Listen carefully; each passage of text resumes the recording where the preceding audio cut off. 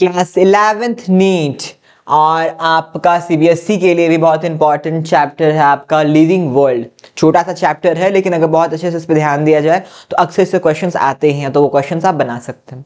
ठीक है, तो अब हम इसमें क्या देखने जा रहे हैं, बायनॉमियल नॉमेनक्लेचर जो है उसका रूल्स पढ़ने जा रहे हैं। ठीक है, तो अब क्यों नॉमेनक्लेचर की जरूरत पड़ी, देखो एक ही चीज की बच्चों बहुत बहुत जगह पे अलग अलग नाम होते हैं। ठीक है, जैसे कि आपका शेर हो गया तो उसको लायन बोला जाएगा, कहीं उसको बोला जाएगा सिंह बोला जाएगा, तो अलग अलग नाम हो जाते हैं जगह जगह पे जाने पे। कुछ उड़िया में कुछ और बोला जाएगा, बंगाली में कुछ और बोला जाएगा। ठीक है, आपका जर्मन में कुछ और बोला जाएगा, आपका पर्शियन लैंग्वेज में कुछ और बोला जाएगा, ग्रीक में कुछ और बोला जाएगा। ठीक है, फिर आपके अफ्रीकन लैंग्वेजेस हैं उसमें कुछ और बोला जाएगा।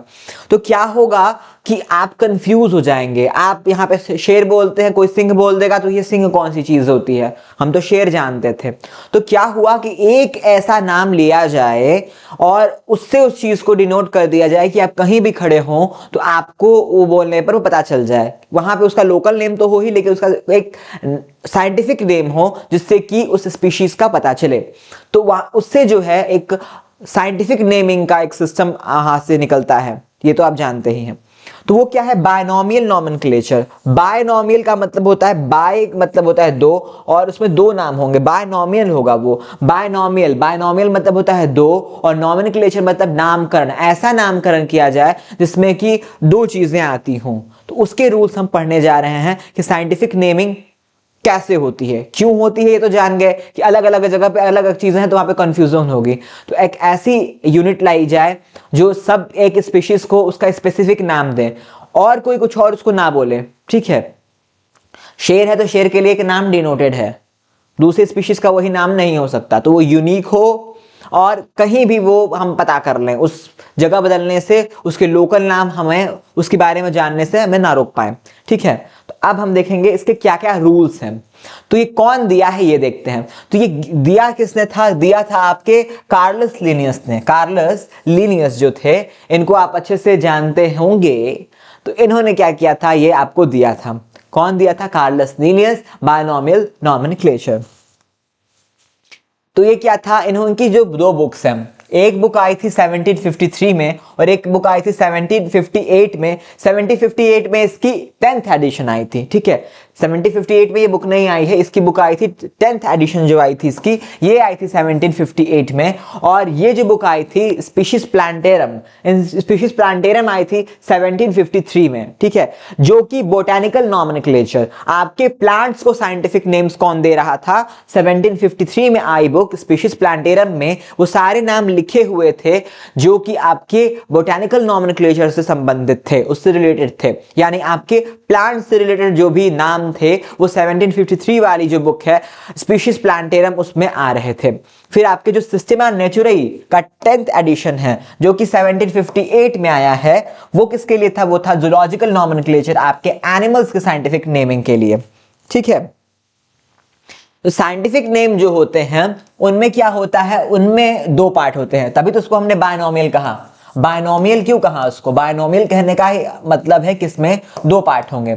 जो एक पार्ट है उसको हम बोलते हैं जेनेरिक नेम, और जो दूसरा पार्ट है उसको हम बोलते हैं स्पेसिफिक एपिथेट। ठीक है, तो आपने kingdom, phylum, class, order, family, genus, species, ये हायरार्की देखी। ठीक है, इसमें जेनेरिक नेम और स्पेसिफिक एपिथेट, जीनस जो आपका है फर्स्ट पार्ट जो है वो रिप्रेजेंट करता है किसको, जीनस को।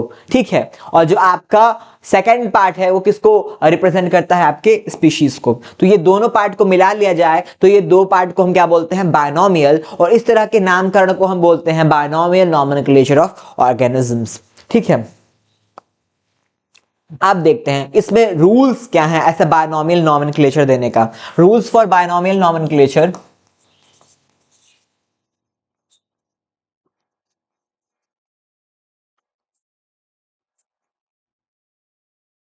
रूल्स क्या है, जेनेरिक नेम जो होगा, जो फर्स्ट पार्ट है, ठीक है, ऑब्वियस सी बात है, जो फर्स्ट पार्ट है वो क्या होगा, स्टार्ट होगा कैपिटल लेटर से।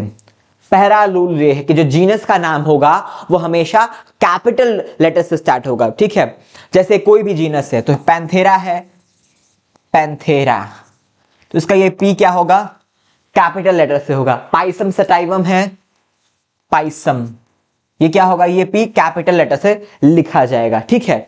अब जैसे कि आपका स्पीशीज नेम है, जो आपका सेकंड पार्ट है, वो क्या होगा, always start with small letter, ठीक है। जैसे पैंथेरा है, पैंथेरा लियो, तो स्पीशीज नेम लियो, ऐसे ये स्मॉल लेटर से लिखा जाएगा। पाइसम सटाइवम, तो ये क्या होगा, सटाइवम का ये जो एस है वो स्मॉल लेटर होगा, ठीक है।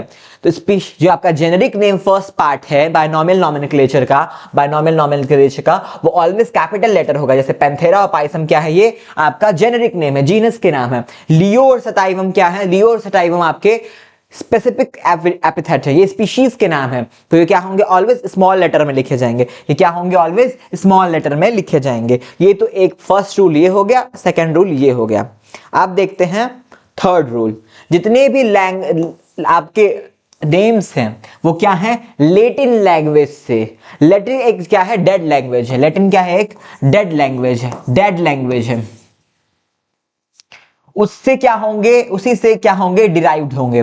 डेड लैंग्वेज लेटिन, उसी से डिराइव होंगे, ताकि किसी वो हम लोग कंफ्यूज ना हो, किसी दूसरी स्पीशीज के लिए वही नाम ना यूज हो जाए, ठीक है। अक्सर क्या है, हम किसी को यहाँ पर चुकंदर बोलते हैं, क्या पता दूसरे फ्रूट को कहीं और चुकंदर बोला जाता हो। हम किसी को सिंघाड़ा यहाँ बोलते हैं, चेस्टनट को, क्या पता उसको कहीं पानी फल और कुछ और किसी और चीज को, समोसे को सिंघाड़ा बोला जाता है, ठीक है। तो सिंघाड़ा नाम से आप यहाँ पे बोल रहे हैं, आप कोलकाता गए, वहां सिंघाड़े का मतलब समोसा होता है, वहां सिंघाड़े मतलब इसको पानी फल बोलेंगे, तो आप क्या होंगे, कंफ्यूज हो जाएंगे। तो एक ऐसा डेड लैंग्वेज उठाइए ताकि उसका यूज ना हो रहा हो, इसलिए वहां पे क्या, एक लैटिन लैंग्वेज को सिलेक्ट किया गया, डेड लैंग्वेज को उठाया गया, और इसी से जितने भी नेम्स है वो सब डिराइव्ड होते हैं। जितने भी नेम्स है वो क्या होंगे, लैटिन लैंग्वेज से, आपके लैटिन से क्या होंगे, डिराइव्ड होंगे। लैटिन क्या है, एक डेड लैंग्वेज है, इसी से सारे नेम्स क्या होंगे, डिराइव्ड होंगे, ठीक है। पाइसम, ठीक है, पैंथेरा, ये सब क्या है, ये सब लैटिन लैंग्वेज है, ठीक है। पाइसम तो आपने नहीं सुना होगा, हाँ, पायसम सुना होगा लेकिन पाइसम नहीं सुना होगा, तो ये सब क्या है, लैटिन लैंग्वेज से आया है। तो आपका ये था थर्ड रूल, ठीक है। तो लैटिन लैंग्वेज से वो डिराइव होगा। अभी तक आपने क्या देखा, आपका जो जीनस होगा, जीनस क्या होगा, जीनस हमेशा कैपिटल होगा। आपका जो स्पीशीज होगा, स्पीशीज क्या होगा, स्मॉल लेटर होगा। फिर क्या होगा, जितने भी ये नाम है वो लैटिन लैंग्वेज से डिराइव्ड होंगे, ठीक है। अब हम देखेंगे आपका फोर्थ रूल। फोर्थ रूल क्या है, इसमें अगर ये चीजें अगर लिखी जा रही हैं प्रिंटेड फॉर्म में, प्रिंट हो रही हैं, आप लैपटॉप से लिख रहे हैं, तो इसको क्या करना होगा, आपको इटैलिक्स में लिखना होगा, इसका फॉन्ट इटैलिक्स होगा। अगर आपने इसको प्रिंट करवाया प्रिंटर से या आपने इसको डिजिटली लिखा, तो you should write in italics format, ये चीज आपको ध्यान रखनी है। और अगर आपने इसको हाथ से लिखा तो उसको क्या करना होगा, आपको सेपरेटली उसको अंडरलाइन करना होगा, उसको सेपरेटली अंडरलाइन करना होगा। स्पीशीज को ऐसे जीनस, इसको अंडरलाइन किया, स्पीशीज को छोटे में लिखा, इसको अंडरलाइन किया, जैसे पाइसम सटाइवम, इसको सेपरेटली आप अंडरलाइन करेंगे, जिसमें ये कैपिटल है और ये स्मॉल है, और दोनों किससे आया है, आपके लेटिन लैंग्वेज से। लेटिन क्या है, एक डेड लैंग्वेज। तो ये आपका क्या था, फोर्थ रूल था बायनॉमियल नॉमेनक्लेचर का। अब हम देखने जा रहे हैं fifth rule. Name of author is written after species name and abbreviation and is not underlined. अगर आप साइंटिस्ट का नाम लिख रहे हैं, किस किस चीज में आपने साइंटिस्ट का नाम भी, ऑथरों का नाम भी लिखा होगा जिसने कि वो नाम दिया है, तो उसको क्या कहते हैं, एक एब्रिविएशन के फॉर्म में लिखेंगे, और उस नाम को आप अंडरलाइन नहीं करने वाले हैं, उस नाम को आप अंडरलाइन नहीं करेंगे। जैसे जीनस है पाइसम, स्पीशीज है आपका सटाइवम, और लीनियस जो है कार्लस लीनियस, इसको दिए हैं, तो ये क्या हुआ, ये अलग से लिखे गए हैं, लेकिन आप इसको ये अंडरलाइन नहीं कर सकते, अंडरलाइन नहीं कर सकते, अंडरलाइन नहीं कर सकते। ये क्या है, आपका साइंटिस्ट का नेम है, ये अंडरलाइन नहीं होगा, एब्रिविएशन के फॉर्म में लिखा जाएगा। पूरा नाम लीनियस से लिखेंगे, लिल लिखेंगे, ठीक है, लेकिन ये अंडरलाइन नहीं होगा, ठीक है। ये था आपका फिफ्थ रूल। अब हम देखने जा रहे हैं कि आपको कितनी समझ हुई है पांचों रूल को पढ़कर। 5 रूल क्या क्या थे, पहला जीनस जो है ऑलवेज कैपिटल लेटर में लिखा जाएगा, स्पीशीज जो है ऑलवेज स्मॉल लेटर में लिखी जाएगी, जितने भी नाम हैं वो सब लैटिन भाषा में होंगे। फिर आपका है कि दोनों नामों को अगर आप प्रिंट कराते हैं या आप उसको डिजिटली लिखते हैं तो इटैलिक फॉर्मेट में लिखेंगे, और अगर आप उसको हैंड रिटन फॉर्मेट आप में लिख रहे हैं, कॉपी में लिख रहे हैं, अपने हाथ से और कलम से लिख रहे हैं, तो उसको सेपरेटली अंडरलाइन करेंगे। फिर आपका फिफ्थ रूल ये था कि आप साइंटिस्ट का नाम अगर ऑथर का नाम लिखते हैं तो आप उसको सेपरेटली लिखेंगे एब्रिविएशन के फॉर्म में, जैसे लिन हो गया, इतना ही लेंगे, लिनियस नहीं लिखेंगे, और उस चीज को आप अंडरलाइन नहीं करने वाले। अब हम यहां पे देखने जा रहे हैं कि कौन सा साइंटिफिक नेम सही है और कौन सा साइंटिफिक नेम गलत है, और गलत है तो क्यों गलत है, इन पांचों रूल में किसकी अवहेलना हमने की। अब हम इसको देखने जा रहे हैं, ठीक है। पैंथेरा लियो, पहला नाम देखो बच्चों, पहला नाम सही है या गलत, ध्यान से देखिए। हमने पहला रूल क्या पढ़ा था, जीनस का नाम ऑलवेज कैपिटल, यहां जीनस का नाम क्या है, स्मॉल है, इसलिए ये गलत हो गया, ये गलत हो जाएगा। फिर हमने देखा दूसरा रूल क्या था, दूसरा रूल ये था कि स्पीशीज का नाम ऑलवेज स्मॉल, यहां पे एल कैपिटल है, इसलिए ये गलत। तीसरा rule, when written and digitally और printed it should be in italic format, और whenever it's handwritten it should be separately underlined, ये रूल था।